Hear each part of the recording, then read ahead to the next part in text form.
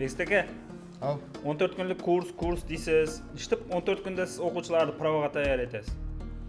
Akbar aka qara, bizlar 14 kunlik ichida tayyorlashimizdan siri bor o'zining. Sirini sizlarga ochib o'taman hammangizga. Bizlar avval 6 kun davomida, ya'ni 1-kundan 6-kungacha, kelgan kundan 6-kungacha polni oldin nazariy dars o'tamiz. Ya'ni yo'l harakati qoidalarining hammasini, belgilarda, yo'l chiziqlari, tartibga soluvchi hammasini birin-birin ketma-ketlikda, hammasini darsda, nazariy darsda auditoriyada o'tirib o'rgatamiz.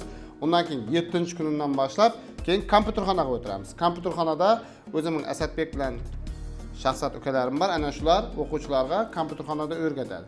Kompyuterxonaga o'tgandan keyin o'zag'i 4 kun, 5 kunning ichida time bo'ladi. Sabab men auditoriyada o'quvchilarni 70% tayyor qilaman testga. Undan keyin buyog'ini 30%ni shogirdlarim o'zlari tayyorlab, undan keyin o'zag'i 15 kun, 14 kunning ichida o'zimiz birga imtihon markazini olib borib, imtihondan o'tirib, undan keyin yana qaytib olib kelamiz.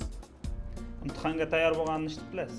Imtihonga tayyor bo'lgani har hafta 2 marta ichki imtihon olamiz. Abitda 12da 00:12da ichki imtihon olib, ichki imtihonda 50 savollik test ochib beramiz. Random usulida 50 savoldan 47 ta danasini to'g'ri ishlagan odamni imtihonga kiritamiz. 46 dana bo'lsa tashlab ketamiz. Sabab 50 savol ochib berganimizning sababi 50 savollik testga o'rgangan o'quvchi 20 savolda chaynamay yutib tashlaydi ekan.